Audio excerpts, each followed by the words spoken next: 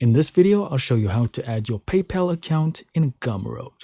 So here we are on our Gumroad dashboard. We are signed in. And what we need to do here is go to the bottom left and click on Settings. Inside of Settings, we want to click on the top where it says Payments. And inside Payments, what we need to do is scroll all the way down. And when you do, you'll see Connect with PayPal. Now, if you are new to Gumroad, then this will be grayed out. You must meet this criteria here, so you must be marked as compliant. You must have earned at least $100, and you must have received at least one successful payout on another method, of course.